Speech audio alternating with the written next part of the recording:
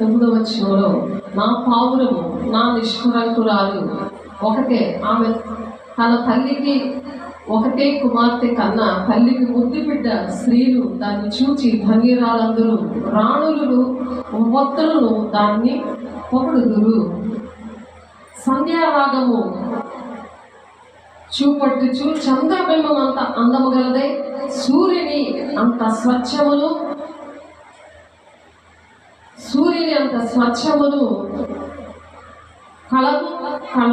కళలను గలదే, వ్యూహిత సైన్య సమభీకర రూపిణియకు ఈమె ఎవరు అంటే సంఘం అన్నమాట. దేవుడు పెళ్లి కుమారుడిగా ఈ సిద్ధపడిన సంఘాన్ని తీసుకొని వెళ్ళడానికి ఆయన రాబోతున్నాడు ఈ అంచెదినాల్లో. అందుకనే ఈ సంఘము ఏ విధంగా ఉండాలి, ఈ సంఘము ఏ విధంగా కాపరిగా మరి సేవకులు సిద్ధపరచాలి అనే విషయాలు మనం ఈరోజు చెప్పుకుంటున్నాం. పాస్టర్స్ డే ఈరోజు కాబట్టి పరమగీతంలో ఈ మాటలు ఉన్నాయి, అందరూ చూడండి. మరి ఎవరైతే పెళ్లి కుమార్తె సంఘంగా సిద్ధపడాలని ఆశ కలిగి ఉన్నారో దేవుని అడగండి, దేవా ఈ మాటలు మాకు నేర్పించండి. అర్థమవుతే దేవుని రాజ్యానికి వెళ్తారు, లేకపోతే వెళ్ళలేని పరిస్థితి. అది ప్రకటన గ్రంథము 3వ వచనంలో ఉంటుంది. ఒకసారి చదువుదాం అన్నమాట. ఇప్పుడు మనం చెప్పుకుంటున్న పరమగీతంలో అది ప్రవచనం అయితే దాని నెరవేర్పు ప్రకటన గ్రంథంలో జరుగుతుంది. కాబట్టి ప్రకటన గ్రంథము 1వ అధ్యాయము అది చక్కగా అన్ని విని సిద్ధపడాలి. ఇక్కడ ఇంట్లో వాళ్ళని సిద్ధపరచాలంటే దేవుడు నిన్ను ప్రేమించి ఈ మాటలు చెబుతున్నప్పుడు బాగా అర్థం చేసుకొని అవి తెలియపరచాలి. మీ ఇంటికి వంట వండేసి పెట్టేద్దాం అని ఉంటుంది, కానీ కష్టపడి సంపాదించి పిల్లలకి ఇంటికి పెట్టేద్దాం అన్నది అవేమి కూడా రావు. కాబట్టి ప్రకటన గ్రంథంలో యోహాను గారు పద్మాసు దీపంలో ఆయన పరమర్శుడై ఉన్నప్పుడు దేవుడే ఆయనకు తరబడి ఈ దర్శనం ఇచ్చి మరి నెరవేర్పు దినాల్లో మనం ఉన్నాం కాబట్టి మన కోసం దేవుడు రాయించారు. యేసుక్రీస్తు తన దాసులకు కనపరచుటకు దేవుడు ఆయనకు అనుగ్రహించిన ప్రత్యక్షత, తన దాసులకు దేవుని పిల్లలకి దేవుడు అనుగ్రహించిన ప్రత్యక్షత ఏంటంటే ఈ సంగతులు త్వరలో సంభవింపనై ఉన్నవి. ఇప్పుడు చెప్తున్న సంగతులు త్వరగా అవి సంభవిస్తాయి, అంటే జరుగుతాయి, అంటే నెరవేర్పు జరుగుతుంది.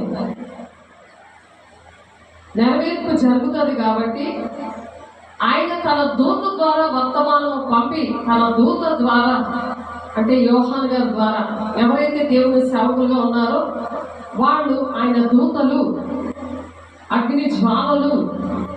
పాస్టర్స్ డే రోజు మనం చెప్పుకోవాల్సింది ఏంటంటే ఆయన దూతలు ఎవరు మనం చెప్పుకున్నాము. హెబ్రీ పత్రికలో ఉంటుంది ఆ మాట. హెబ్రీ పత్రికలో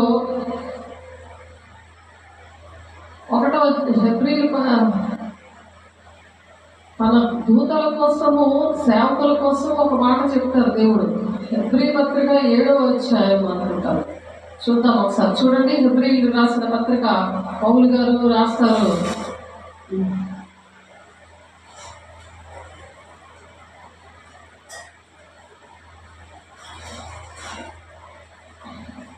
1వ అధ్యాయం 7వ వచనం.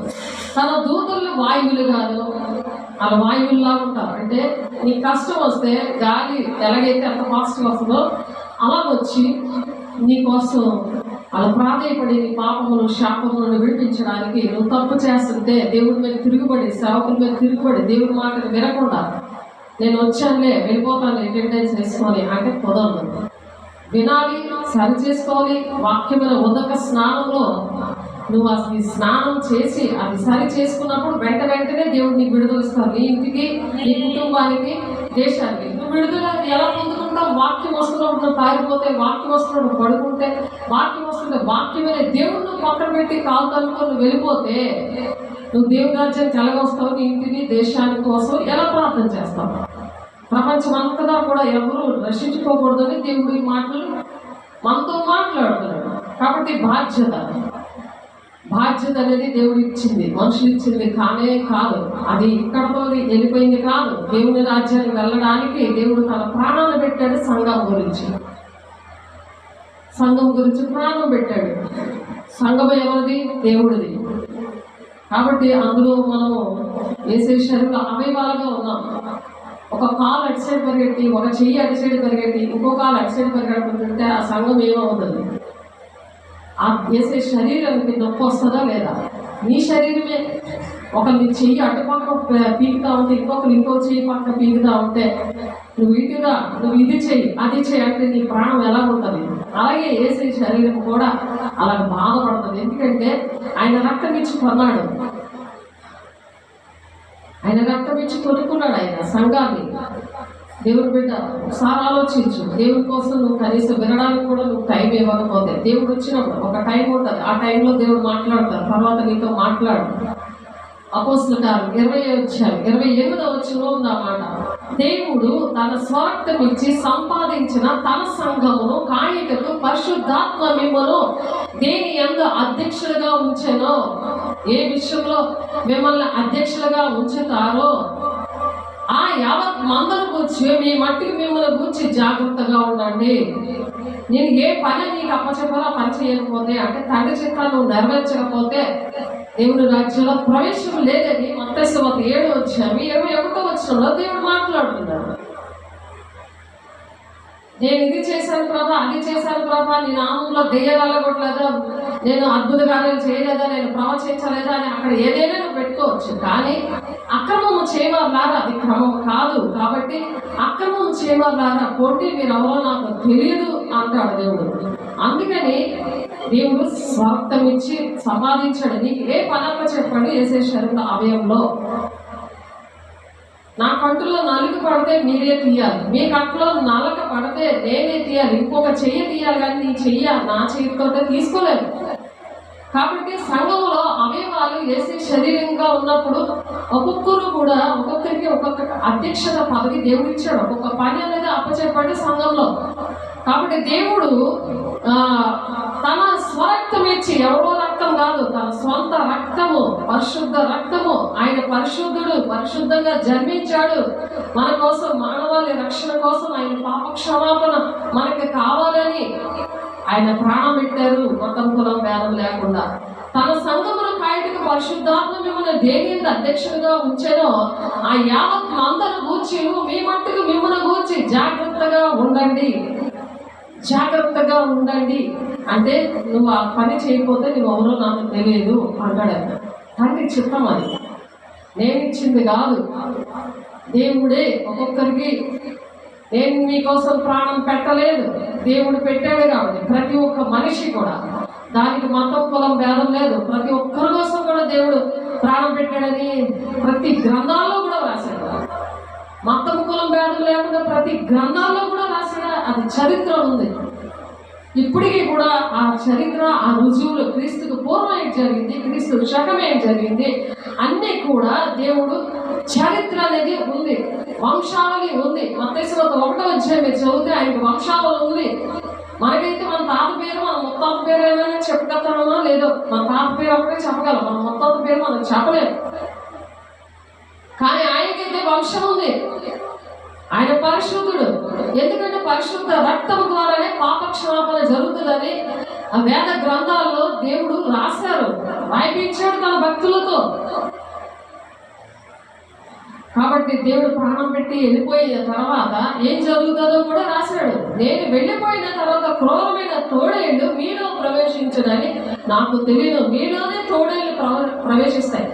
తోడేళ్ళు అంటే గొర్రె పిల్లలు తినేస్తాయి అన్నమాట. అంటే సంఘాలు పాడు చేసేస్తాయి. నువ్వు అధ్యక్షత పదవులు మాత్రం నువ్వు ఆయన ఇచ్చిన బాధ్యతలు, తండ్రి చిత్తాన్ని నువ్వు నెరవేర్చలేదే అనుకో. తోడేలు మీ ఒంట్లో దూరింది అని అర్థం. మీలో ప్రవేశించదని నాకు తెలియదు. వారు మందను కనికరింపరు. వాళ్ళ పనులే కావాలి. వాళ్ళకి దేవుడు దీవించేస్తాడు. నా ఇంట్లో నా కొడుకు పని చేయాలి, నేను ఇల్లు కట్టుకోవాలి, నేను వంట చేయాలి అని నీ రాజ్యం కట్టుకోవడానికి నువ్వు వెళ్ళిపోతావు. తోడేలికి విడిచిపెట్టేసి మరియు శిష్యులను తన వెంట ఈడ్చుకొని పోవాలని వంకర మాటల పలుకు మనుషులు మీలోనే బయలుదేరుతారు. వంకర మాటలు పలుకుతారు. నేను వెళ్తున్నా, నువ్వు కూడా వచ్చేయి అని చెప్పింది ఒక ఆమె ఇంకొక ఆమెతో. చర్చిని పాడు చేశారు. కావున నేను 3 సంవత్సరాలు రాత్రి బొవళ్ళు కన్నీళ్ళు గురించి ప్రతి మనిషికి మానక బుద్ధి చెప్పిందని మీరు జ్ఞాపకం చేసుకొని మెలకుగా ఉండండి. అన్నీ కూడా యథార్థంగా పౌలు గారు బుద్ధి చెప్పాడు సంఘానికి. కాబట్టి అలాగా కాపరి బుద్ధి చెప్పాలి. ఆయన చెప్పినట్టు వినడం కాదు. దేవుడు నీకేడు చెప్పాడో, నీకే పని చేయమని చెప్పాడో అది దైవావేశం వల్ల గద్దించండి, బుద్ధి చెప్పండి, శిక్ష కూడా వేయండి అని ఉంది తిమోతి పత్రికలో. మీకు అన్ని కూడా ఇవన్నీ చెప్పడం జరిగింది. ఇప్పుడు దేవునికి ఆయన కృపా వాక్యములకు మిమ్మల్ని అప్పగించుచున్నాను. ఆయన మీకు క్షేమాభివృద్ధి కలుగజేయుటకును పరిశుద్ధ పరచబడిన వారందరిలో స్వాస్థ్యమును అనుగ్రహించటకును శక్తివంతుడు. ఆయన శక్తివంతుడు. కానీ నీకు ఇక్కడ జరగలేదంటే నువ్వు మాట వినలేదు. అందుకు నీకు ఏ విషయంలో నీకు అధ్యక్షత ఇచ్చాడో, ఏ శరీర అవయవంలో నిన్ను ఏ పనిలో నిన్ను పెట్టాడో ఆ పనిలో నువ్వు లేకపోతే దేవుని శక్తితో నింపబడలేవు. దేవుని స్వాస్థ్యము అనే పరలోక రాజ్యము నీకు దొరకదు అని చెప్తున్నారు. కాబట్టి సంఘము ఆయన స్వార్థం ఇచ్చి సంపాదించింది. కాబట్టి ఎవరి పనులు వాళ్ళు చేయాలి అనేది కాపరి చెప్పడానికి దేవుడు వాళ్ళకి నేర్పించాడు. కాబట్టి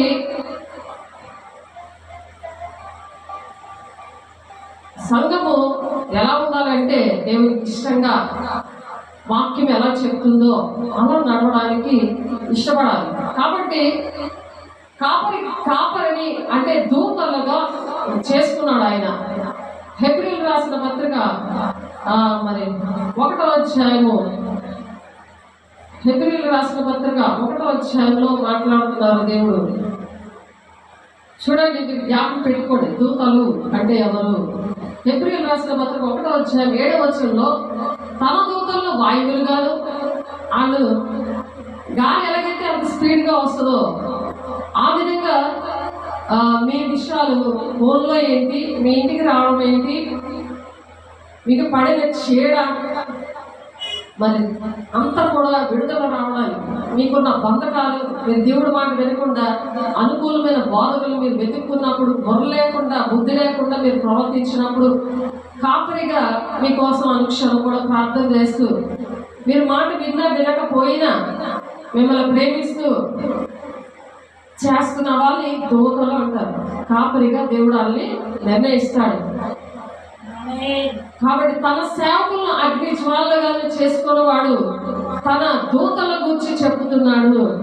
ఆ దూతల్ని దేవుడే పుట్టిస్తాడని అపోస్తల కార్యము 3వ అధ్యాయంలో 3వ అధ్యాయం 26వ వచనంలో ఉంది. అది తర్వాత చదువుదాం.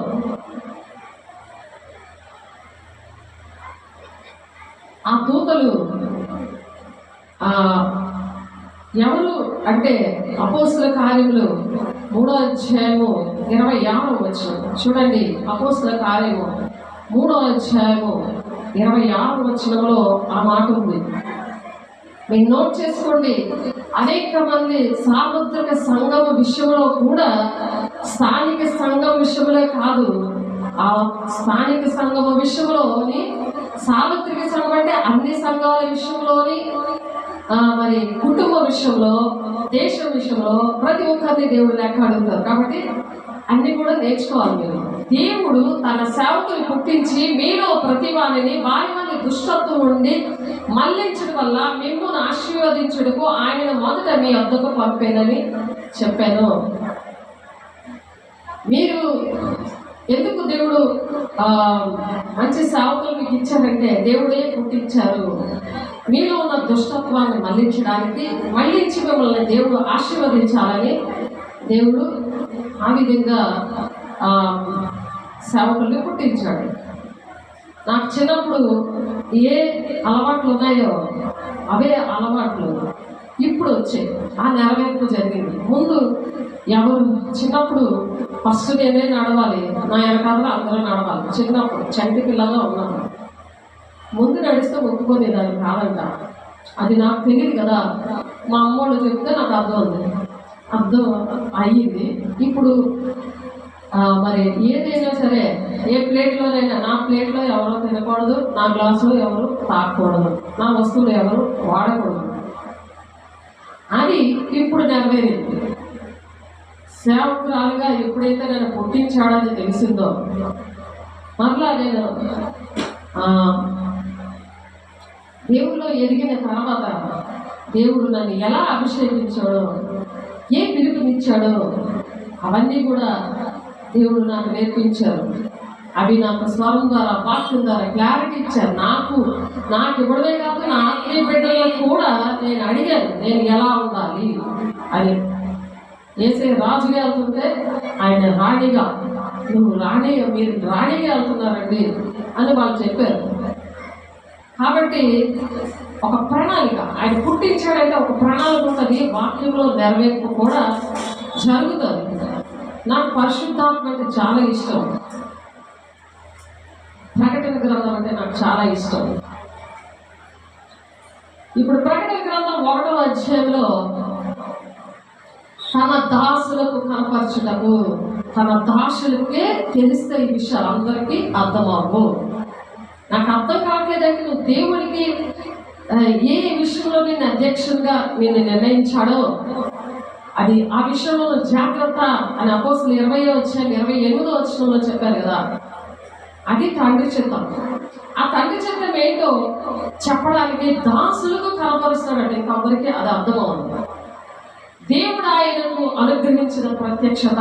దేవుడు యోహాను గారికి తన దాసుడిగా తాను ఉన్నాడు కాబట్టి, చావైనా బ్రతికైనా దేవుడే నాకు అని వేసే శిష్యుడు యోహాను గారు ఆ విధంగా ఉన్నందుకు తనకి అటువంటి ప్రత్యక్షత ఇచ్చాడు. ఆయనలాగా వేసే శిష్యులాగా మనం కూడా ఉన్నప్పుడు మనం కూడా ప్రత్యక్షత ఇస్తారు. ఎవరైతే దానికి మతం కులం భేదం లేదు, దేవుడు అందరి కోసం ప్రాణం పెట్టాడు కాబట్టి ఆయన ప్రత్యక్షత ఇచ్చాడు నాకు. ఈ సంగతులు త్వరలో సంభవింపబోతున్నవి అంటే నెరవేర్పు అనేది జరగబోతుంది, త్వరగా అవ్వడానికి సిద్ధంగా ఉన్నాయి. ఆయన తన దూత ద్వారా వర్తమానం పంపి తన దాసుడైన యోహానుకు వాటిని సూచించను. ఆయన దాసులుగా మనం ఉన్నాం. తండ్రి చిత్తాన్ని నెరవేర్చడానికి మనం ఉన్నాం. అతడు దేవుని వాక్యముల గురించి, యేసుక్రీస్తు సాక్ష్యముల గురించి తాను చూచినంత మటుకు అంతటిని చూచినంత మట్టుకు కూడా అంతా కూడా ఆయన ఏం చేశారంటే సాక్ష్యం ఇచ్చాడు. దేవుని బిడ్డలుగా, మనం దేవుని శిష్యులుగా, దేవుని దాసులుగా దేవుని కోసము సాక్ష్యం ఇవ్వాలి. మనము సాక్ష్యం ఇవ్వాలి. అలా అంటే సాక్ష్యం అనేది మనం ఇవ్వాలి. దేవుని బిడ్డ సాక్ష్యం అనేది మనం ఇవ్వాలి. దేవుని కోసం తెలియకపోతే ఎలా సాక్ష్యం ఇస్తాం? ఆయన నీ కోసం ఎందుకు ప్రాణం పెట్టాడని నీకు తెలియదు. ఆయన 2వ రాకడలో ఎవరు తీసుకెళ్ళే తనకు వస్తున్నాడో, పెళ్లి కుమార్తె అంటే ఎవరో తెలీదు. పెళ్లి కుమార్తె అంటే షూలమ్మితి. పాపంలో ఉండి తనని దేవుడు విడిపిస్తాడు. ఆ షూలమ్మితి ఏ విధంగా తను ఎలాగ మరలా దేవుడు తను కలుసుకుంటాడు, ఎలా పరిశుద్ధపరిచి మరి దేవుడు రాజ్యానికి తీసుకెళ్ళడానికి ఇష్టపడ్డాడో అది పరమగీతం 6వ అధ్యాయంలో ఉంటుంది. దాన్ని సంధ్యారాగము చేపట్టుచు చంద్రబింబం అంత అందం గలదైన సూర్యుని అంత స్వచ్ఛము కళంకము గలైన బ్యూటిత భీకర రూపిణియకు ఈమె ఎవరు అంటే సంఘం. ఆ సంఘాన్ని దేవుడు రక్తం ఇచ్చి కొన్నప్పుడు ఆ సంఘం మాట వినకపోతే దేవుడు సేవకుల్ని పుట్టించాడు. అది మీరు గమనించాలి. సేవకులు పుట్టించి సేవకులకి మీకు మధ్యవర్తిగా దేవుడు ఉంచారు. అదే పాస్టర్స్ డే.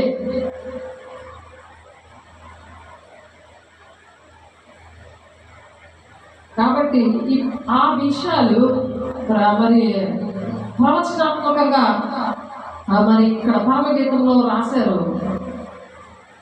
ఇక్కడ నెరవేర్పు అనేది అతడు దేవుని వాక్యమును గూర్చి యేసుక్రీస్తు సాక్ష్యముని గూర్చి, మరి యోహాను గారట ఆయన చూచినంత మట్టుకు సాక్ష్యం ఇచ్చాడు. అలాగే నువ్వు చూస్తే కదా సాక్ష్యం ఇస్తావు దేవుని కోసం. నువ్వు చూడకుండా వినకుండా ఆయన ఎవరో తెలియకుండా నువ్వు ముక్కేసుకొని వెళ్ళిపోయింది కాదు. ఇది ఆశీర్వాదాలకు ఆ ఇల్లు వాటిని అన్ని కూడా పిల్లలు అన్ని కూడా వచ్చేయాలి, నాకు పెళ్ళిళ్ళు అన్నీ అయిపోవాలని, చావులు అన్నీ కూడా అయిపోవాలని నువ్వు ఆశపడతావు. మన శుక్రవారం 96 years 96 సంవత్సరాలు ఎస్తేర్ ఒక ఆమె చనిపోతే మరి నేను మొయిలో ఉన్నాను. 6 మెసేజ్లు 6 ఫోన్లు చేశాను. నేను ప్రార్థనలో ఉన్నాను కానీ అది లిఫ్ట్ చేయలేదు, చూడలేదు. ఎప్పుడైతే 3 గంటలుగా 3:30 ప్రార్థన అయ్యిందో అప్పుడు ఫోన్ చేస్తాను, మీరు వచ్చి బరియల్ చేయండి అన్నారు. ఒకటే మాట నోట్లోంచి దేవుడు పలికించారు, ఈరోజు అయిపోతుంది అని చెప్పి 3:30 4 నుంచి అందరికి ఫోన్లు చేసి మొత్తం అన్ని కూడా బాడీకి బాక్స్, మరి బండి, మరి ఆ గొయ్యినప్పుడు ఇవన్నీ కూడా అన్నీ దేవుడే అరేంజ్ చేశాడు. ఎందుకంటే దాసులుగా పుట్టించాడు కాబట్టి, ఒక దాసులుగా నన్ను పుట్టించాడు కాబట్టి దేవుడు అవన్నీ కూడా ఏర్పాటు చేశాడు. చూడండి, వాళ్ళందరూ కూడా ఇస్తారంటే తమ జనాంగం అంతా రక్షించబడాలని ప్రార్థన చేస్తున్నాడు. చావులు పెళ్ళిళ్ళు ఇవన్నీ కూడా అయిపోవాలని అనుకుంటారు కానీ నా కుటుంబం అంతా దేవుని రాజ్యంలో ఉండాలని ఆశపడదు. ఆమెని 96 సంవత్సరాల వరకు కూడా దేవుడు కాపాడాడు. ఆమెను అంత చక్కగా దేవుడు తీసుకెళ్ళాడంటే చీకటి అయిపోయినా సరే బరియలు చేయడం జరిగింది. 9 గంటలకు ఇంటికి రావడం జరిగింది. మళ్ళీ అన్ని కూడా పరిశుద్ధపరచుకొని మళ్ళీ స్నానం చేసి మళ్ళీ వాళ్ళ ఇంటికి వెళ్ళి ప్రార్థన చేసి వచ్చేసరికి 10:30 అయింది. ఒకసారి ఆలోచించండి, ఎవరు చేశారు అవి? నేను చేయగలనా? పరిశుద్ధాత్మ దేవుడు వాళ్ళలో ఉండి చేపిస్తాడు. మరి మళ్ళా ఈరోజు మళ్ళీ ఉదయం చర్చికి బయలుదేరుతుంటే మరి ఫోన్ చేసి మీరే చెయ్యాలి, చర్చిలో మీరే చెయ్యాలి అని చెప్పి వాళ్ళంతా కోరుకున్నారు. ఏది చెప్తే మీరు ఏది చెప్తే అది చేస్తాం. ఆ విధంగా సంఘము దేవుని కాపరి మాట వినాలి. ఆ విషయాలు ప్రకటన గ్రంథంలో ఉన్నది. ప్రకటన అంటే హెబ్రీ పత్రికలోనే ఉంది. చూడండి, హెబ్రీ పత్రిక 3వ అధ్యాయము, హెబ్రీ పత్రిక 13వ అధ్యాయం 17వ వచనం. మీ పైన నాయకులుగా ఉన్నవారు లెక్క చెప్పవలసిన వారి వలె మీ ఆత్మల్లో కాయించున్నారు. లెక్కప్ప చెప్పాలి మీకోసం. ఆలోచించండి, అంతవరకు నేను చేశానంటే పరిశుద్ధాత్మ దేవుడు ఉంటేనే ఆ పని చేయగలరు, లేకపోతే చేయలేరు. ఎవరు కూడా చేయలేరు. అది స్త్రీ పురుషుడు భేదం లేదని ఉంది గలతీ పత్రికలో 3వ అధ్యాయంలో. దేవుని పని చేయడానికి స్త్రీ పురుషుడు భేదం లేదు. 120 రోజులు 120 మంది 10 రోజులు ఉపవాసం ఉన్నప్పుడు మేడగదిలో పరిశుద్ధాత్మ శక్తిని పొందుకున్నారు. అందులో శిష్యులు ఉన్నారు. 500 మందిని దేవుడు పిలిస్తే 120 మంది వచ్చారు. కాబట్టి ఎయిర్పోర్ట్లో ఉన్న వాళ్ళు కొద్దిమందే. 96 సంవత్సరాల వరకు వాళ్ళ ఇంటి వాళ్ళ రక్షణ పొందుకోలేదు. కానీ ఆమె చనిపోతే ఆమెకు అంత చక్కగా చేస్తున్నారు. ఏం చెప్తే మీరేం చెప్తే మేము చేస్తామండి. ఆ రక్షణ కోసమే మనం ప్రార్థన చేయాలి.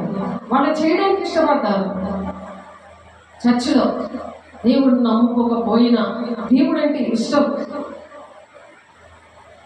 కాబట్టి మీ పైన నాయకులుగా ఉన్నవారు లెక్క అప్పచెప్పవలసిన వారి వలె మీ ఆత్మలో కాయించున్నారు. వారు దుఃఖముతో ఆ పని చేసినడరా మీకు నిష్ప్రయోజనం గనుక. వారి మాట వినకపోతే దుఃఖమే కదా సేవకులకి. అయ్యో వీళ్ళ నాటకానికి వెళ్ళిపోతున్నారే, అయ్యో వీళ్ళ మాట వినట్లేదే, వీళ్ళకి అర్థమవకుండా సాతాను వీళ్ళ పట్టున్నాడు బాగా. ఆ సాతాన్ని విడిపించే వరకు మేము ప్రార్థన చేస్తాం. అది విడుదల వచ్చేస్తుంది, మళ్ళీ అదే పని, మళ్ళీ అది విడుదల వచ్చేస్తుంది, మళ్ళీ అదే పని. అది మాకు మంచిదే, రెండెత్తర ఆశీర్వాదం మీరు ఏం చేసినా. కానీ మీరు మాట వినకపోతే దేవుని రాజ్యం ఉండదు. దేవుని బిడ్డ అలా నీకు అలవాటైపోయి వాక్యం నాకు అర్థం అవ్వట్లేదు, నాకు ప్రార్థన ఒకటే, ఆశీర్వాదం ఒకటే కావాలనుకున్న వాళ్ళకి దేవుడి రాజ్యం ఉండదు. వారు దుఃఖముతో పని చేసిన ఎడల మీకు నిష్ప్రయోజనం కనుక దుఃఖముతో కాక ఆనందముతో చేయనట్లు వారి మాట విని వారికి లోబడి ఉండి. ఎంత దుఃఖపడుతున్నాడు పరిశుద్ధాత్మ దేవుడు, మీరు దేవుడి రాజ్యానికి రావాలని. మీరు వినకపోతే పోతామని ఎలా పోతాడో అని వదిలేట్లేదే. తల్లిదండ్రులు వదిలేసినట్టు శరీరానుసారమైన బంధం కాదు ఇది, ఆత్మ సంబంధమైన బంధం ఇది. యుగగాలు దేవుడితో ఉండే బంధం ఇది. ఆ సంఘం కోసమే దేవుడు చెప్తాడు ఎంత అందమైనదో. యూహిత సంధ్యారాలకు చూపిస్తుందట. చంద్రబింబం అంత అందము గలదే, సూర్యుని అంత తేజస్సును కళలను గలదే, వ్యూహిత సైన్య సమీకరణ రూపిణియగు ఈమె ఎవరు? సంఘాన్ని అంత అందంగా సిద్ధపరచడానికి సేవకులు పుట్టించాడు దేవుడు. సేవకులు పుట్టించాడు, పుట్టినే రాలేదు. వైజాగ్ నుండి విజయనగరం పుట్టినే రాలేదు దేవుడు బిడ్డ. ఉద్యోగము, కుటుంబాన్ని, డాక్టర్ల ఉద్యోగం, ₹1,00,000 ఉద్యోగం అన్ని వదిలిపెట్టించడానికి దేవుడికి సాధ్యం. నాకు సాధ్యం కాదు, నా ఇంట్లో సాధ్యం కాదు. దేవుడు ప్రేమిస్తాడు, ఆయన పుట్టిస్తాడు. అందుకు ఇష్టంగా చేస్తున్నాను నేను.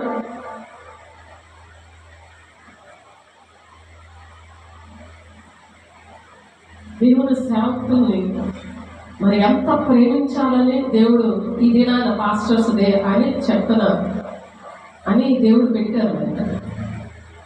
లోయలోని చెట్టు ఎట్లున్నామో చూచుటకు ద్రాక్షావళ్ళు చికిత్సనో లేదో, దానిమ వృక్షములు పూత పెట్టేనో లేదో చూచుటకు నేను అక్షోట వృక్షోద్యానములకు వెళ్ళి తిని.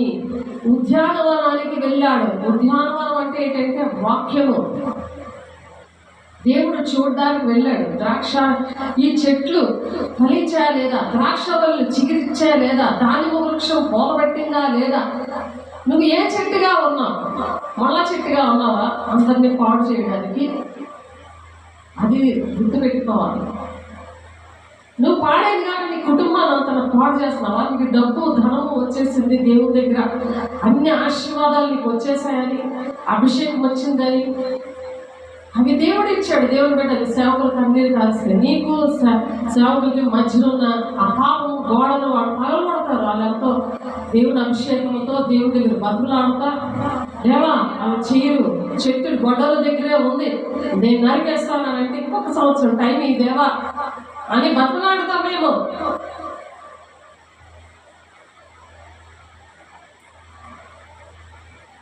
నువ్వు ఏ స్థితిలో ఉన్నావు? దేవుడు ఆ ఉద్యానవనానికి వచ్చాడంట, చూస్తున్నాడు. నీ ఫలాలేవి పారేసావా? అవన్నీ పారేసినట్టు ఆ చెట్టు ఎండిపోయినట్టు, నీ కాలు చిక్కబడినట్టు ఇవన్నీ కూడా చూపించాడు కదా. వెంటనే దేవుడు అవన్నీ కూడా, దేవుడు శోధనలన్నీ కూడా, కీడు కళలన్నీ కూడా చూపించాడు. వాక్యాల ద్వారా మాట్లాడిన అవన్నీ దులిపేసుకొని నాకు దేవుడు దీవిస్తాడు అనే బ్రహ్మపరిచే ఆత్మతో ఉన్నావా? దేవుని బిడ్డ, దేవుని మాటకు లోబడుతున్నావా లేదా అని దేవుడు అడుగుతున్నాడు. దేవుని బిడ్డ 6వ అధ్యాయము మనము పరమగీతం 9వ వచనము దగ్గర మనం చూస్తున్నాం. ఆ ఉద్యానవనానికి వెళ్ళాడట దేవుడు, చూస్తున్నాడు ఫలాలేవి. శిష్యులు చూస్తుండగానే ఆ అంజూరపు చెట్టు ఎండిపోతుంది. కాలం కాని కాలంలోనే ఆ అంజూరపు పండు కోసము ఆకలితో వెళ్తాడు దేవుడు. ఎందుకంటే ప్రాణం పెట్టాడు కదా, సేవకులు పుట్టించాడు కదా,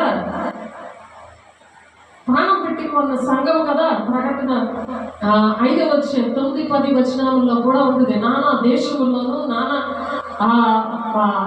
భాషలు మాట్లాడే వారిని అందరినీ కూడా నేను రక్తం ఇచ్చి కొనుక్కున్నాను. అదే సంఘం. షూలమితి అంటే అదే. ఇక్కడ 13వ వచనంలో పరమగీతం 6వ వచనం 13వ వచనం, షూలమితి రమ్ము, మేము నిన్న ఆశ తీర చూచటికే తిరిగినాము. సంఘాన్ని దేవుడు మాట్లాడుతున్నాము, రా నువ్వు తప్పు చేసినా నేను ఇంకా ప్రేమిస్తున్నా. దేవుడు బిడ్డ, నేను ఎలాగ తిరుగుబడి చేస్తున్నా, నేను ఇంకా ప్రేమిస్తున్నాను. షూలమ్మికి రమ్ము, మేము నిన్ను ఆసక్తిగా చూచుటకై తిరిగి రమ్ము. షూలమ్మికి నీకు ముచ్చట పుట్టించినదేది? ఆమె మహనీయమైన నాటకమంత వింత అయినదా? ఇదంత మహనీయమైన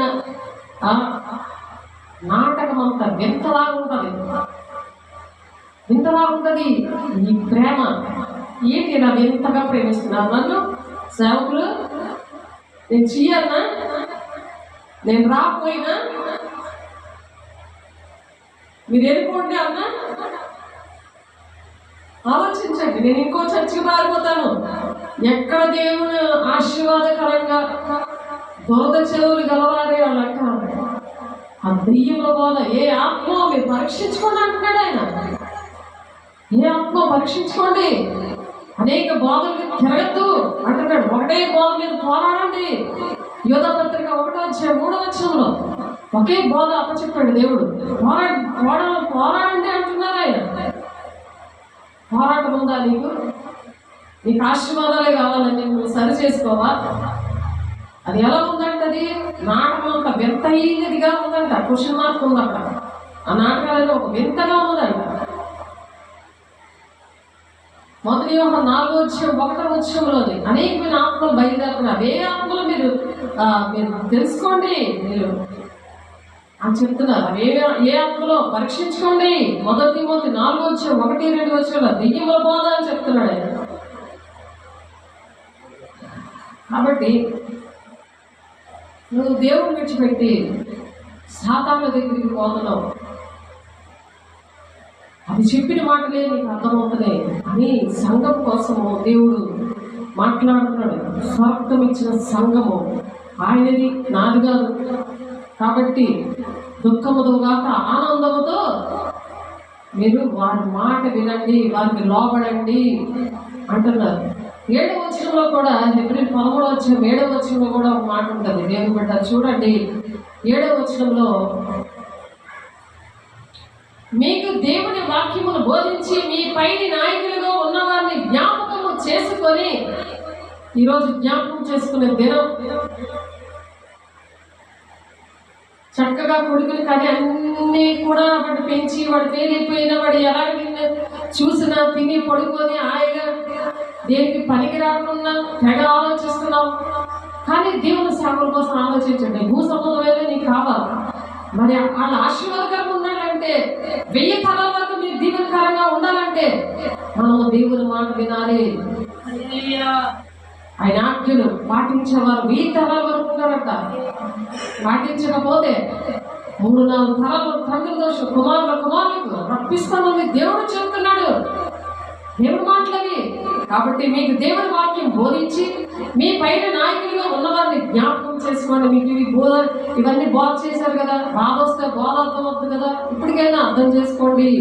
వారి ప్రవర్తన ఫలమును శ్రద్ధగా తలంచుకొనొచ్చు వారి విశ్వాసమును అనుసరించండి. వాళ్ళ విశ్వాసం మీద అన్ని విడిచిపెట్టుకొని మీలాంటి వాళ్ళ దగ్గరికి దేవుడు పుట్టించి పంపిస్తే వాళ్ళ మాట వినాలి. వాళ్ళ విశ్వాసాన్ని మీరు అనుసరించాలి. విశ్వాసం లేకుండా దేవుడికి ఇష్టం మీద అసాధ్యం. ఆయనకి ఇష్టంగా ఉంటేనే కదా ఆయన రాజ్యానికి వెళ్తారు. నానా విధములైన అన్ని బాధలతో త్రెప్పబడుకుడి. హెబ్రీయుల 13వ ఇవి కూడా దేవుడు చాలాసార్లు చూపించారు. ఆ మనుషులు కూడా చూపించారు. ఎవరి దగ్గరికి వెళ్తే ఎలా జరిగిందో ఆ పేర్లు కూడా మనుషులతో సహా చూపించారు. దేవుని బిడ్డ వింటున్నావా? 9వ వచనం హెబ్రీ 13:9 నానా విధములైన అన్య బోధల చేత తిప్పబడుకుని భోజన పదార్థములను బట్టి కాక కృపను బట్టి హృదయం స్థిరపరచుకోవడం మంచిది. భోజనం బట్టి ప్రవర్తించిన వారికి ఏమీ ప్రయోజనం లేదు. మనకు ఒక బలిపీఠం ఉన్నది, దాని సంబంధమైన వాటిని తిరిగిటకు గుడారంలో సేవ చేయవారికి అధికారము లేదు అని చెప్తున్నారు. కాబట్టి దేవుని బిడ్డలని దేవుడు ఏర్పాటు చేసుకున్న వారు చెప్తున్నప్పుడు వినాలి.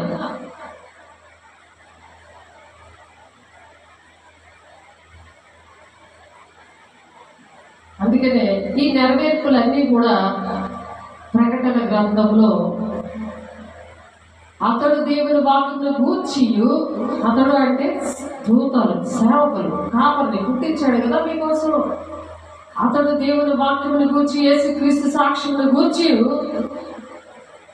చూచినంత మట్టుకు కూడా సాక్ష్యం ఇస్తున్నారు.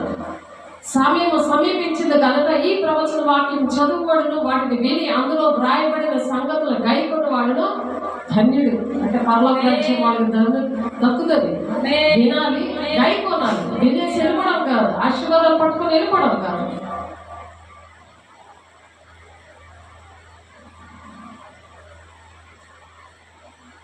ఇవన్నీ కూడా సంఘాలకి చెప్తున్నారు. యోహాను ఆసియాలో ఉన్న 7 సంఘములకు శుభమని చెప్పి వ్రాయింది. వర్తమాన భూత భవిష్యత్తు కాలంలో ఉన్న వాణి నుండి ఆయన సింహాసనం ఎదురున్న 7 ఆత్మల నుండి నమ్మకమైన సాక్షియు, మృతుల నుండి ఆది సముద్రులను లేచిన వాడును, భూపతులకు అధిపతి అని యేసు క్రీస్తు మనల్ని ప్రేమించుచు తన రక్తం వల్ల మన పాపముల నుండి మనల్ని విడిపించిన వానికి మహిమయు ప్రభావము యుగ యుగములకు కలుగును కాక.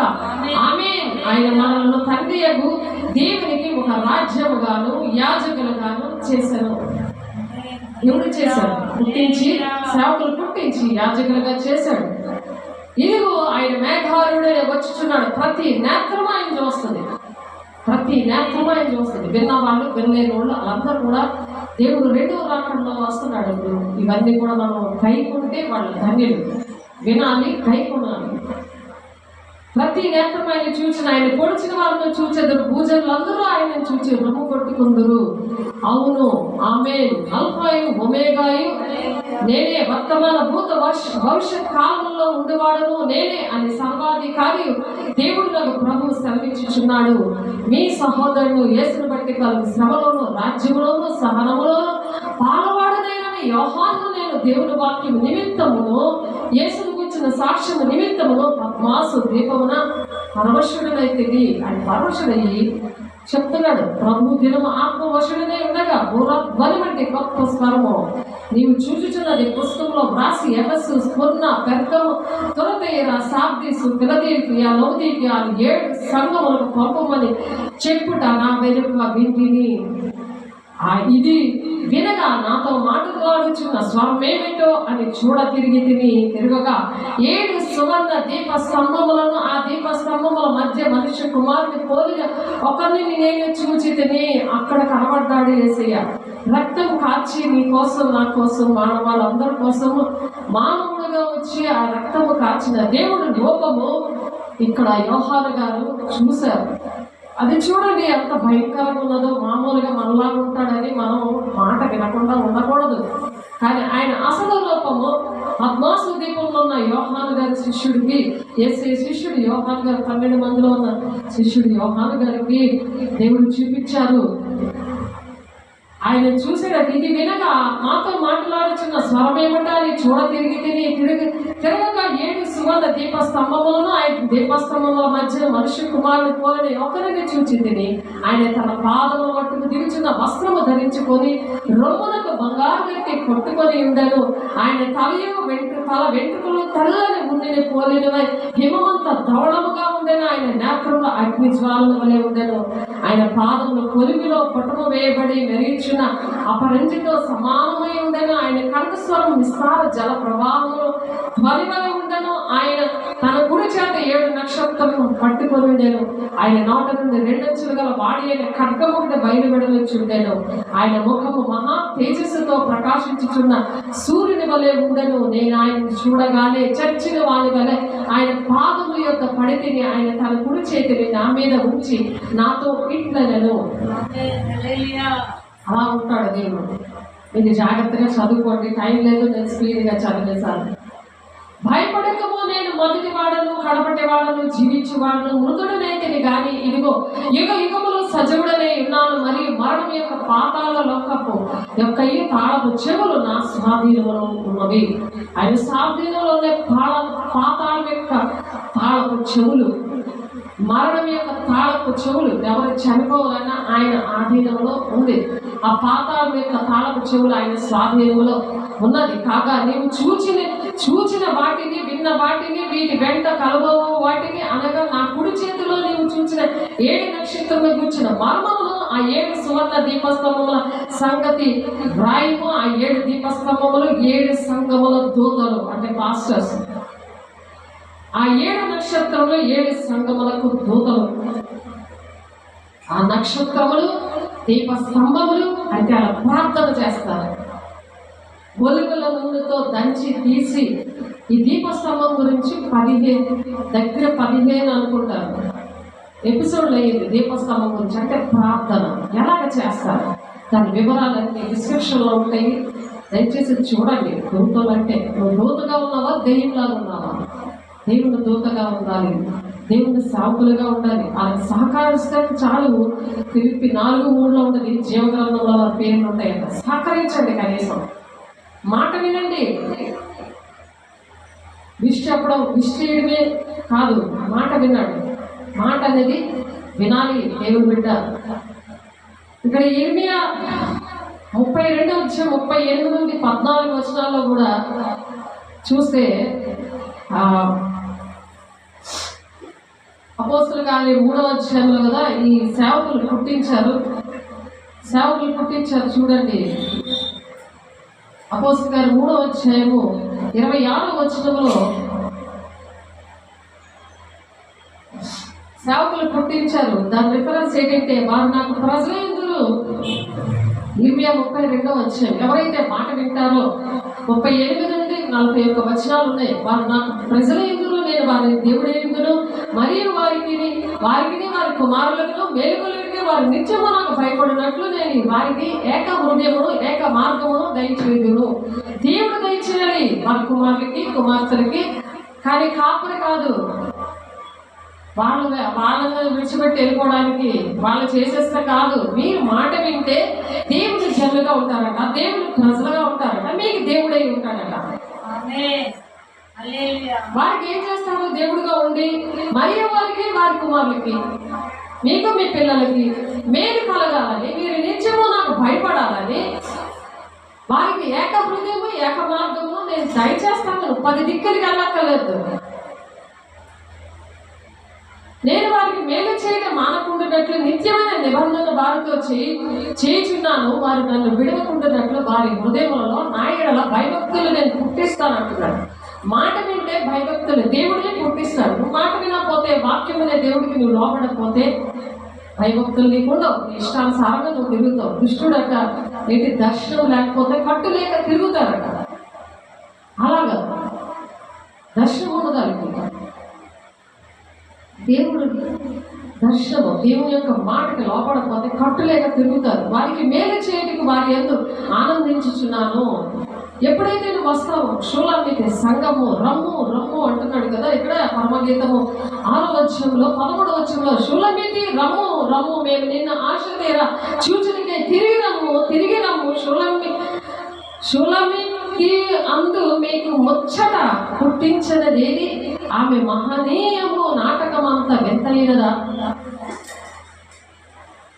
ఆ నాటకాలన్నీ కూడా, ఆ మహనీయమైన నాటకం అంతా కూడా అంత వింతగా ఉన్న దానిని దేవుడు రమ్ము అని క్షమించి నువ్వు మాట విను అని చెప్తున్నాడు.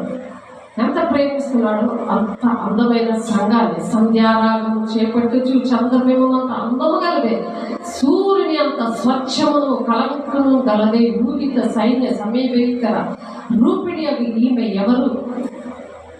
సంఘం కోసం దేవుడు పెళ్లి కుమార్త సంఘమా, సంఘము నుండి ఎత్తబడే గుంపులో ఉండాలి. సంఘంలోనికి రా అని అడుగుతున్నారు ఆయన. మరలా ఒకసారి నేను పిలవడానికి ఇష్టపడుతున్నాడు. వారికి మేలు చేయడానికి వారి ఎంత ఆనందించుచున్నాడు. మేలు చేస్తాడట రా అని చెప్తున్నాడు. ఆయన ఆనందిస్తాడట. నా పూర్ణ హృదయంతోను నా పూర్ణ ఆత్మతోని ఈ దేశంలో నిత్యంగా వారిని నాటుతాను. లేకపోతే చెట్టు పెకలించినట్టు కళ్ళు వచ్చి చచ్చిపోతారు. చెట్టు పక్కలించేస్తే చచ్చిపోతుందా బతుకుతుందా చెప్పండి? చెట్టు నాటుతాను అంటున్నాడు, పెకలించిన చెట్టుని నాటుతాను అంటున్నాడు. కీర్తనలో 67 అప్పుడు భూమి దాన్ని ఫలములు ఇచ్చును, దేవుడు మమ్మల్ని ఆశీర్వదించును అని చెప్తారట. అలా వస్తాయి. ఇప్పుడు దేవుడు మమ్మను దీవించును, భూదిగా భూమికంత నివాసులందరూ ఆయన యందు భయభక్తులు అప్పుడు నిలుపుతారట. ఎప్పుడైతే వస్తారో, ఎప్పుడైతే మాట వింటారో అప్పుడు దేవుడు ఆ విధంగా దీవిస్తారట. కీర్తనాకారుడు కూడా చెప్తున్నాడు 72:17 అతని పేరు నిత్యము నిలుచును, అతని నామము సూర్యుడు ఉన్నంత కాలము చిగుర్చుచుండును, అతన్ని బట్టి మనుషులు దీవించబడుదురు, అన్య జనులందరూ అతను ధన్యుడని చెప్పుకుంటారంట. అలా ఉండడానికి షులమతి రమ్ము అంటున్నాడు. సియోను వద్దకు యాకోబులో తిరుగుబడి చేయట అని మళ్ళుపోయిన వారి యొద్దకును విమోచకుడు వచ్చును, ఇదే యెహోవా వాక్కు, నేను వారితో చేయ నిబంధన ఇది, నీ మీద ఉన్న నా ఆత్మయు నేను నీ నోట నుంచిన మాటలను నీ నోట నుండి, నీ పిల్లల నోట నుండి, నీ పిల్లల నోట నుండి ఈ కాలం మొదలుకొని ఎల్లప్పుడూ తొలగిపోవు. అవన్నీ కూడా దేవుడు మాట్లాడాయి. పిల్లల వరకు కూడా, అంటే 1000 తరాల వరకు అవి ఆ మాటలు తొలగిపోవు అంటున్నాడు అని యెహోవా సెలవిచ్చుచున్నాడు అని యెషయా గారు 59:22-21 ప్రవచిస్తున్నారు. ఎందుకంటే దేవుడు తన సేవకులను పుట్టించి మీలో ప్రతి వారిని దుష్టత్వం నుండి మళ్ళిస్తారు. ఇలాగా ఈ విధంగా మళ్ళించి వాళ్ళు మళ్ళిస్తారు. ఎందుకంటే మిమ్మల్ని ఆశీర్వదించడానికి మీ వద్దకు దేవుడు పంపించాడు. అందుకే మీరు రావక్కర్లేదండి, పరుగున మేము ఇంకో చర్చికి వెళ్తామండి అని చెప్తున్న షూలమితి రమ్ము మేము నిన్న ఆశ తీర చూచుడికి తిరిగి రమ్ము అని చెప్పి నువ్వు మాట వింటే ఇలా తరతరాల వరకు కూడా నిన్ను దీవిస్తారంటున్నారు. దేవుని బిడ్డ ఎక్కడున్నారో, ఏ సంఘంలో ఉన్నారో, అనుకూలమైన బోధకులు వెతుక్కుంటూ దురద చెవులు గలవారు కల్పనా కథల వైపు తిరిగిన వారి కోసం దేవుడు మాట్లాడుతున్నారు. సంఘములతో ఆత్మ చెప్పుచున్న మాట చెవి గలవాడు వినుగాక. ఇర్మియా గారు కూడా మాట్లాడుతున్నారు. 33:8-9 చూడండి.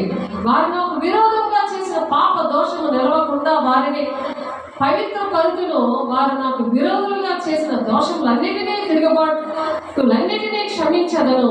భూజనులందరి ఎదుట వారు నాకు ఇష్టమైన పేరుగాను స్తోత్ర కారణముగాను ఘనత పదముగాను ముందురు. నేను వారికి సకల ఉపకారములను గుర్చిన వర్తమానము జనులను విని నేను వారికి కలుగు చేయి సమస్త క్షేమమును బట్టి సమస్తమైన మేలులను బట్టి భయపడుచు దిగులు నొందుదురు. దేవుడు బిడ్డ దేవుడు మాట విన్నప్పుడు దేవుడు క్షమిస్తాను అంటున్నారు. ఈ విషయాలు వారి శిష్యులతో కూడా చెప్పి ఆ 12 మంది శిష్యులు కూడా దేవుడు పంపించారు. మత్తయి సువార్త 10:5-6 యేసు ఆ 12 మందిని వారిని చూచి వారికి ఆజ్ఞాపించిన దేవనగా మీరు అన్య జనుల దారిలోనికి వెళ్ళబడి సమరయులు ఏ పట్టణంలోనైనా ప్రవేశింపకడి గాని ఇశ్రాయేలు వంశములోని నశించిన గొర్రెల యొద్దకే మీరు వెళ్ళండి. సంఘము నశించిపోతుంది. అందుకని నశించిపోతున్న గొర్రెల కోసము దేవుడు మాట్లాడుతున్నారు. మార్గము తెప్పిన చుక్కలు అని చెప్పి యోధాపత్రిక 1వ ఉంది. ఆ మార్గం తప్పిన చుక్కల కోసం మాట్లాడుతారు. ఎందుకంటే సంఘాన్ని స్వార్థం ఇచ్చి సంపాదించాడు. అపోస్తలుల 20:28 ఉండదు ఆ మాట. దేవుని బిడ్డ రక్షించబడు వారి పట్లను నశించు వారి పట్లను ఒక సువాసనగా ఉన్నవా, పరిమళ తైలముతో ఉన్న ఆమె నా పౌరమా, నా నిష్కలంకురాల. ఒకటే ఆమె తన తల్లికి ఒకటే కుమార్తె, అంటే ఒకటే సంఘం, ఒకే బాధ. యోధాపత్రిక 1:3 ఉన్నట్టు కన్న తల్లికి ముద్దు బిడ్డ, ఒకటే కుమార్తె, ఒకటే బాధ. దేవుని బిడ్డ 10 బాధలు లేవు. స్త్రీలు దాన్ని చూచి ధన్యులందరూ రాడులను ఉపపత్తులను దాన్ని పొగుడుదురు. ఎలా పొగుడుతున్నారు? సంధ్యారాగము చూపించు చంద్రబింబమంత అందము గలదే, సూర్యునంత స్వచ్ఛమును కళలు గలదే, భూమిత సైన్య సమబీక రూపిణి ఇవి ఎవరు అని పొగుడుతున్నారు సంఘాన్ని. యెరూషలేము కుమార్తెలు. దానిపైన కూడా ఆమె పొగిడిన విషయాలన్నీ కూడా ఉన్నాయి. పైన మీరు చదివితే పరమగీతం 6వ మళ్ళీ 1వ మరి 2వ వచనంలో అయితే నా పేరు షారు కాబట్టి మన దేవుడు ఎంచుకున్నాడంటే చిన్నప్పుడు పెట్టిన పేరు మా అమ్మోళ్ళు వీళ్ళు నాకు తెలియదు, నన్ను దేవుడు ఎంచుకున్నాడు. నేను ప్రార్థన చేసినప్పుడు తెలియదు. నేను షారోద పొలంలో పోయి పుష్పం వంటి దానను. పాటలో ఉంది ఈ మాటలు. సంఘం గురించి సేవకులు షాలు. నేను షారోద పొలంలో పోయి పుష్పం వంటి దానను, లోయలో పుట్టి పద్మము వంటి దానను, బలురక్కసి చెట్లలో బల్లి పద్మము కనబడినట్లు స్త్రీలలో నా ప్రియురాలు కనబడుచున్నది. సేవకురాలు ఎవరు? నా ప్రియురాలు, నా బిడ్డ, నా రాణి అని నా ఆత్మీయులతో మాట్లాడారు. ఆరాధన చర్చిలో, glory gospel church organization Vizianagaram ధర్మపూర్లో దేవుడు మాట్లాడారు. ఇంగ్లాపల్లిలో దేవుడు మాట్లాడారు. సేవకులతోనే కాదు, ఆత్మీయ బిడ్డలతో మాట్లాడారు ఈ విషయాలు. మనము దేవుని యొక్క సాక్ష్యము కలిగి ఉండాలి. ఆ సాక్ష్యము ఏంటంటే మన సాక్ష్యం మనలోని యేసుక్రీస్తును, ఆయన సౌందర్యాన్ని లోకానికి కనపరిచేటట్లుగా ఉండేది మన సాక్ష్యం. ఆ విధంగా ఉండాలి. దేవుని బిడ్డ పరలోకమందుండి స్వరం వినబడ్డది. అది ఎక్కడుందంటే లూకాసు వార్త చూడండి. లూకాసు వార్తలో ఉంది ఆ మాట. 9వ అధ్యాయము 35వ వచనంలో ఉంది. ఆత్మీయ పిల్లలకి ఇస్తారు రూతు, ఆశాజ్యోతి వీళ్ళతోటి ఆత్మీయ నేత్రాలు ఇచ్చారు. బాగా ప్రవచనం, ఆత్మీయ నేత్రాలు కళల ద్వారా తెగ మాట్లాడేవారు. మాట్లాడుతుంటే ఇంకా నన్ను పక్కన పెట్టేసి ప్రతిదీ కూడా దేవుడిని అడుగుకునేవారు అనమాట, అడిగేవారు. అప్పుడు దేవుడు ఏంటన్నారంటే, మీరు నా సేవకురాల మాట వినండి అని చెప్పారు. నా సేవకురాల మాట వినండి. ఇక్కడ కూడా యేసయ్య విషయంలో ఒక సాక్ష్యము, దేవుడి సాక్షిగా నా మాట వినమని చెప్పారు కదా. నేను నా మాట వినమని, నా సాక్ష్యాన్ని బట్టి మరి దేవుడు నా మాట వినమని దేవుడు ఎలా చెప్పారు. అలాగా ఇక్కడ తండ్రి అయిన దేవుడు యేసయ్య కోసం కూడా తన శిష్యులు ముగ్గురికి కూడా 3 గుడారాలు కట్టిస్తాను అని అంటే, యేసయ్య మాట వినండి. మీరు ఐడియాలు చెప్పడం కాదు, మీ సొంతంగా నడవడం కాదు. మీకోసం నేను పంపించాను కదా, యేసయ్యను సేవకుడిగా పుట్టించాను కదా, మీకోసం నేను పంపించాను కదా భూమికి, మరి ఆయన మాట వినండి అని చెప్పారు కదా. లూకా 9:35 వచ్చిన, మరియు ఆయన నేను ఏర్పాటు చేసుకున్న నా కుమారుడు ఈయన మాట వినుడి అని ఒక శబ్దము ఆ మేఘముల నుండి పుట్టాను. కాబట్టి క్రీస్తు కలిగిన సంపూర్ణత కలవాల వరకు మనము అన్ని విషయాల్లో ఎదగాలి. ఎఫెసీయులకు రాసిన పత్రిక ఉంటుంది 4వ అధ్యాయంలో, క్రీస్తుకు కలిగిన సంపూర్ణత. సేవకులమైన మనము, శిష్యులుగా ఉన్న మనము, దేవుని అధ్యక్షత, దేని ఏంటో నిన్ను అధ్యక్షత పదవి పెట్టానో ఆ విషయంలో జాగ్రత్త అని చెప్పాడు కదా. ఎందుకంటే స్వార్థం ఇచ్చి నేను కొన్నాను సంఘాన్ని కొన్నాడు కదా.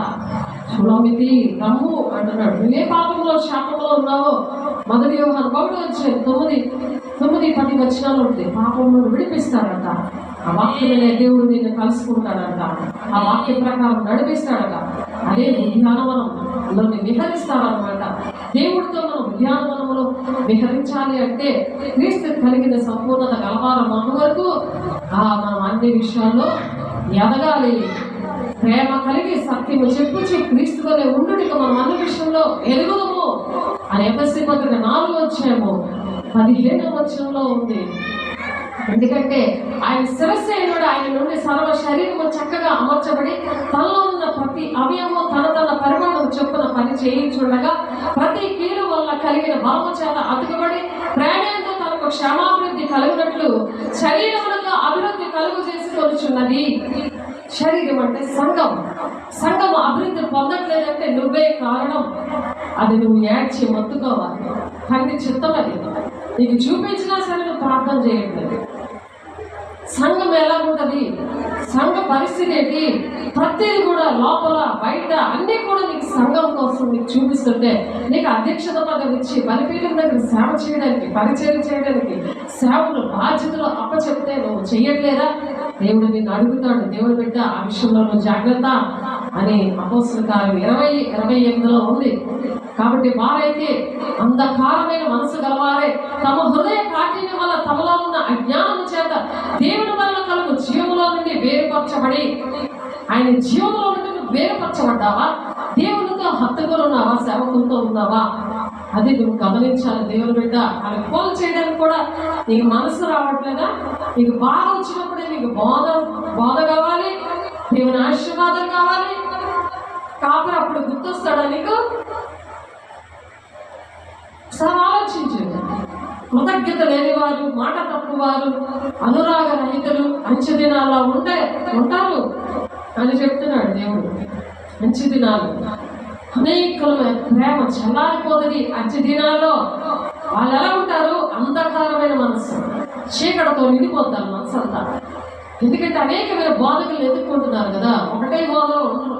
ఎక్కడైనా దేవుడు ఉన్నాడు కదా అని అందరిలాగా నువ్వు కూడా విగ్రహారాధికి రాలేదు. ఎంచుకొని ఏమి తిందామా, ఏమి తాగుతామా, ఏమి పూజిద్దామని అన్ని జనుల మీరు ఉండొద్దు అని చెప్పాడు. అందుకే మొదటిని నీతిని, రాజ్యాన్ని కట్టకమంటే నువ్వేంటి వెతుకుతున్నావు? నీ రాజ్యాన్ని కట్టుకోవడానికి శరీర సంబంధమైన ప్రార్థనలు చేసుకుంటూ శరీర సంబంధమైన విషయాల మీద నువ్వు మనసు పెట్టుకున్నావా?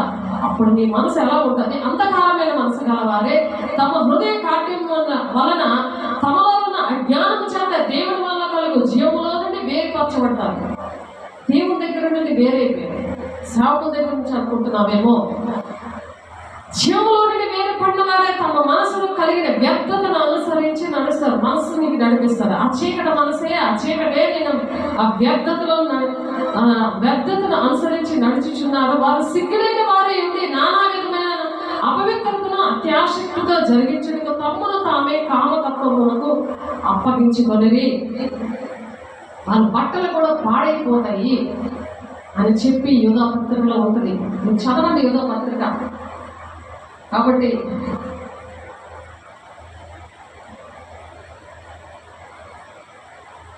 అయితే మీరు యేసుని గూర్చి విని ఆయన యందు సత్యము ఉన్నది ఉన్నట్టుగానే ఆయన యందు ఉపదేశించబడిన వారైన ఎడల మీరాలకు క్రీస్తును నేర్చుకున్నవారు కారు. క్రీస్తుని నేర్చుకోవడానికి మనం ఇక్కడ ఉన్నాం.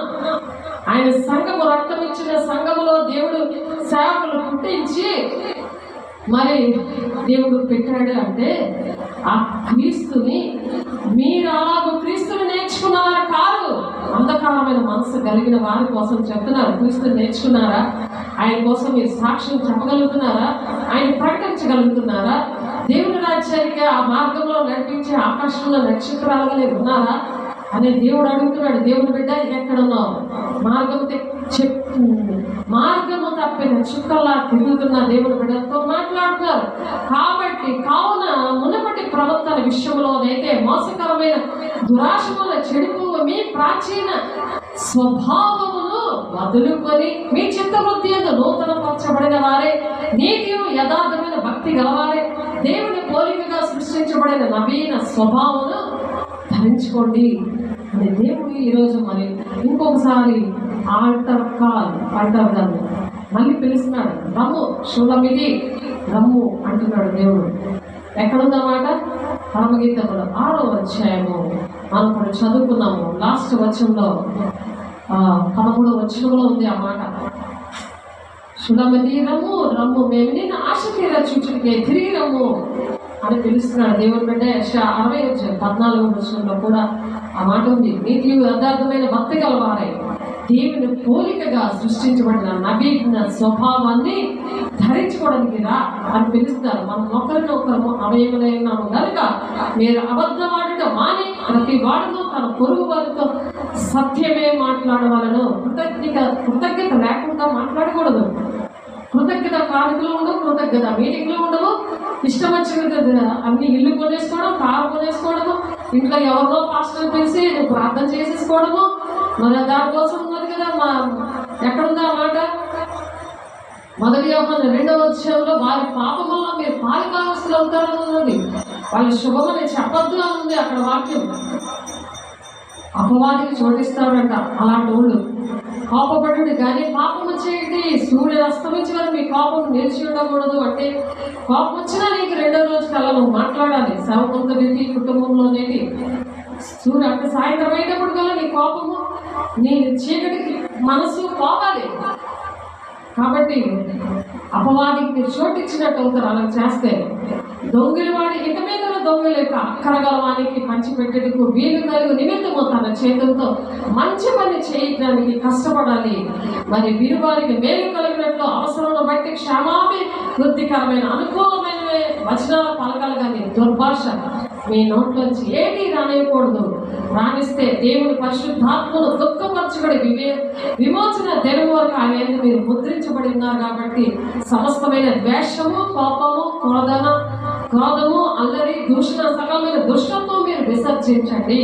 ఒకరి ఎడల ఒకరు దయ కలిగి కరుణ హృదయ క్రీస్తునందు దేవుడు మిమ్మల్ని క్షమించిన ప్రకారం మీరు ఒక్కొక్కరిని క్షమించుకొని ఉండండి అంటున్నాడు దేవుడు. అబ్రహాము మరి ప్రమాణం చేశాడు. మరి దక్షిణం నుండి బేతేలు వరకు, బేతేలుకు హాయికి మధ్య తన గుడారం ఉండే స్థలం వరకు కట్టుకున్నాడు. మొదట బలిపీఠం దగ్గరికే చేరాడు.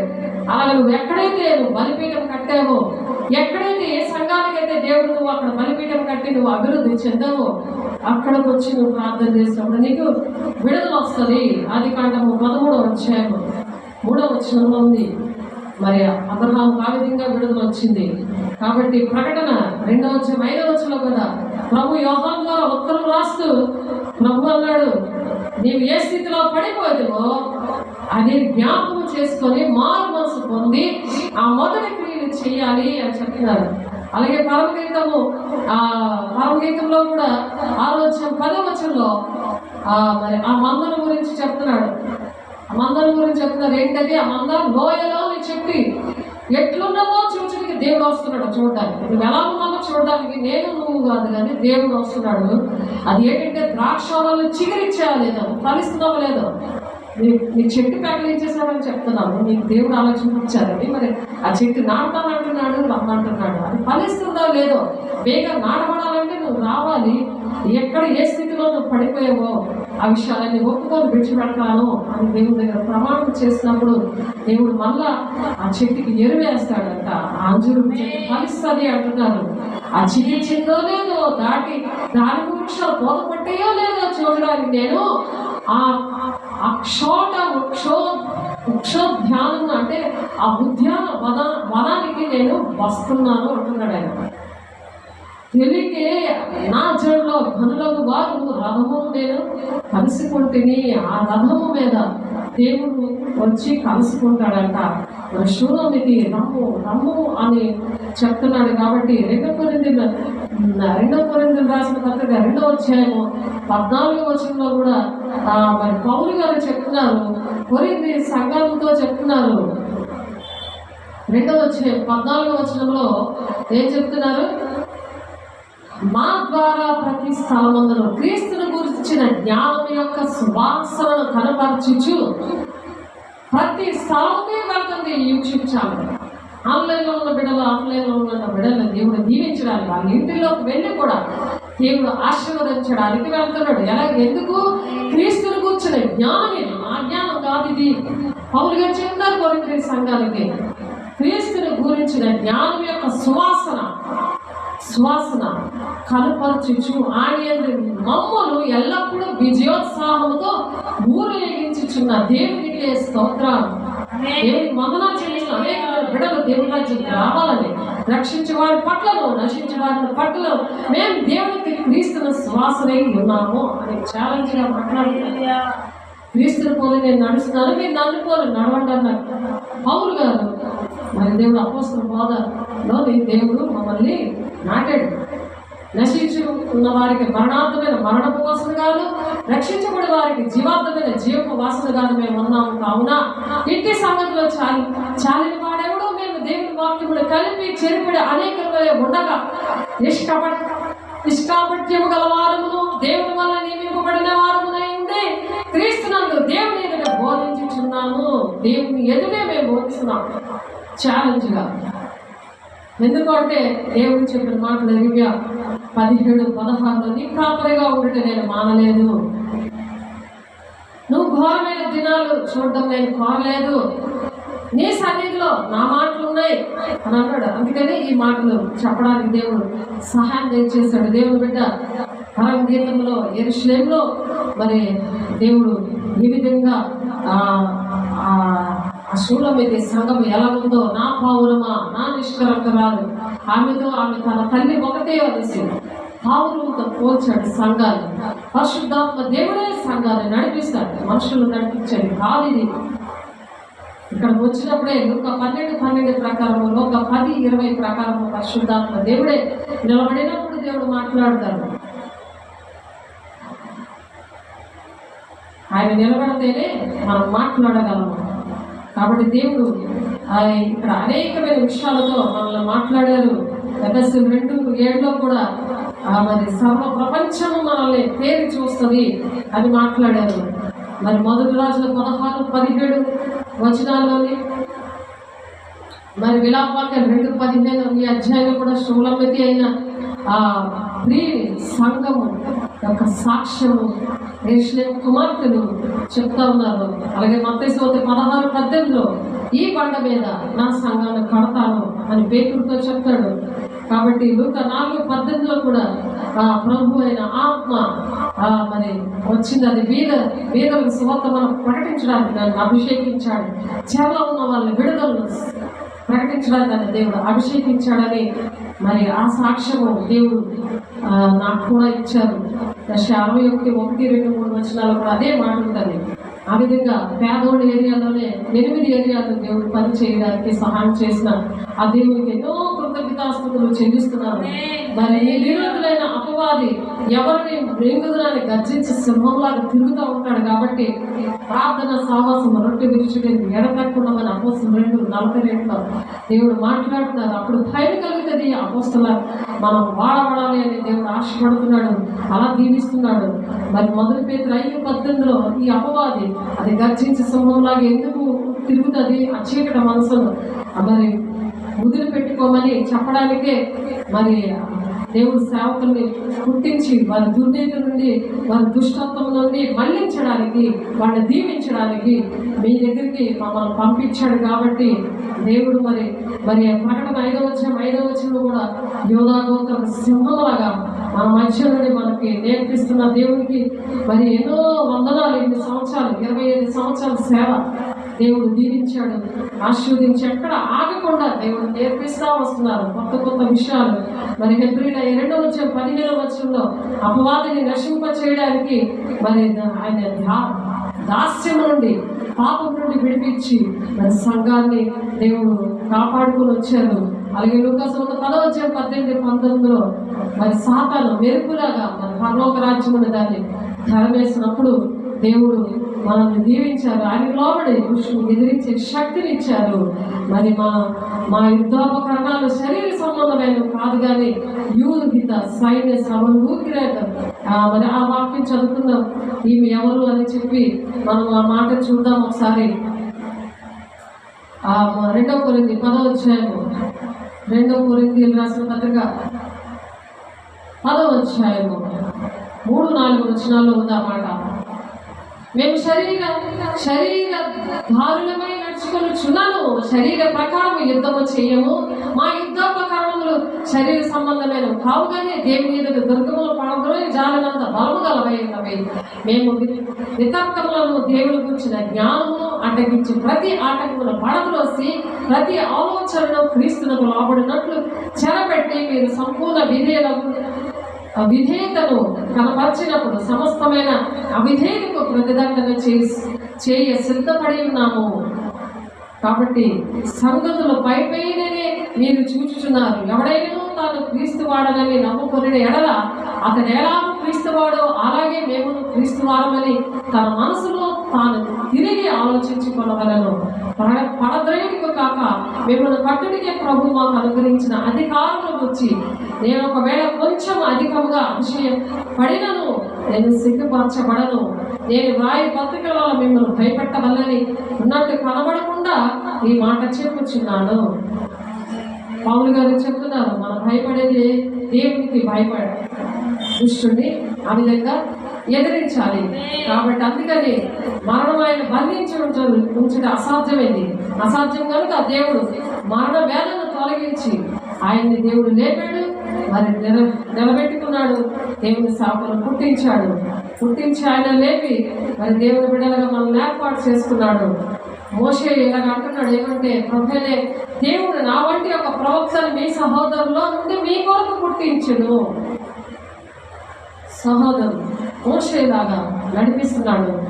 కానీ మన ఆత్మీయ బిడ్డల్లో ఇంకొకరు పుట్టిస్తారంటాడు. మీరు కూడా సేవకులుగా ఉండాలని ఆ దేవుడు ఆశపడుతున్నారు. అలాగా మీలో నుండి మీ సహోదరుల నుండి మీ కొరకు పుట్టించిన ఆయన మీతో ఏమి చెప్పినను అన్ని విషయంలో మీరు ఆయన మాట వినవలను అని అపోస్తలుల 3:22 చెప్తున్నారు. కాబట్టి యూదా 1:24 కూడా తొట్టిల్లకుండా మిమ్మల్ని కాపాడుతో తన మహిమేంత ఆనందంతో మేము నిర్దోషులుగా నిలబెట్టుకున్న శక్తి గల మన రక్షకుడైన అద్వితీయ దేవునికి మనం ఎన్నో వందనాలు చెల్లించాలి. కాబట్టి తన ప్రజలు వారి పాపం నుండి ఆయనే రక్షించరు కనుక మరి ఆయనకి ఎవరి పేరు పెట్టారు?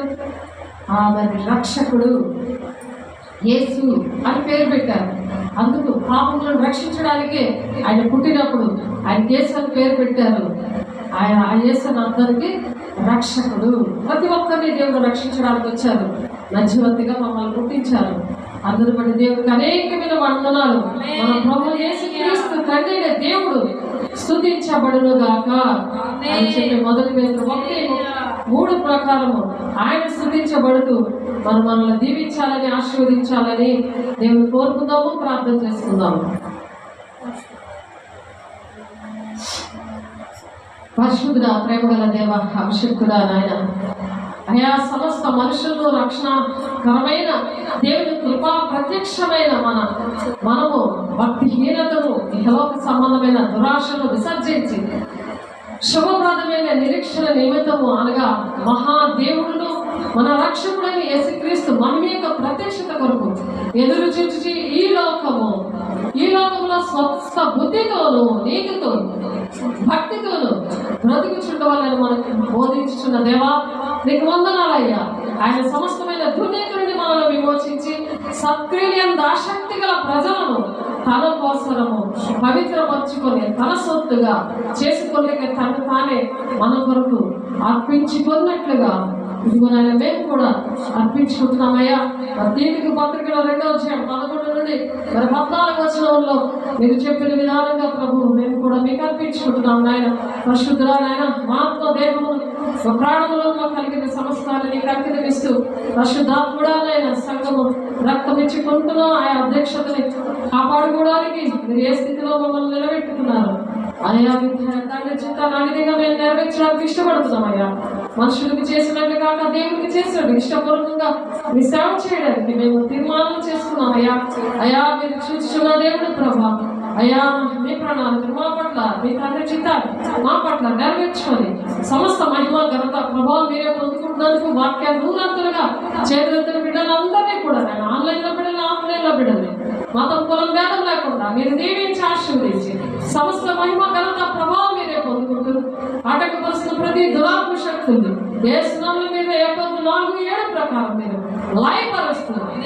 పరిశుద్ధ నామంలో మీరు ప్రతి ఒక్కరిని అభిషేకిస్తూ నిసాక్షిగా నిలబెట్టుకుంటూ అనేక వారి భక్తి పరిమాణం చెప్పున ప్రతి బలాన్ని వారిని పంచి ఇస్తూ అయ్యా మీరే మహిమ ఘనత ప్రభావం పొందుకుంటున్నారు. నిసాక్షిగా ప్రతి ఒక్కరు నిలబెట్టుకుంటున్నారు. ఈ మంచి దినాన్ని బట్టి మీ కోట్లాది వందనాలు స్తోత్రాలు చెల్లిస్తుంది. యేసయ్య పరిశుద్ధ నామంలో బ్రతిమలాడి పెట్టుకుంటున్నాం తండ్రి. ఆమేన్. తండ్రి యొక్క దీవెన, కుమారుని యొక్క కృప, పరిశుద్ధాత్మ యొక్క నిత్య సహవాసము మరి నాయన చేతులందరూ ప్రతి ఒక్క బిడ్డలకి సదాకాలం తోడేంటి నడిపించును గాక. ఆమేన్. దేవుని మహిమ కలుగును గాక. God bless you. దేవుని నామములో మిమ్మల్ని దీవించి ఆశీర్వదించును గాక. ఆమేన్.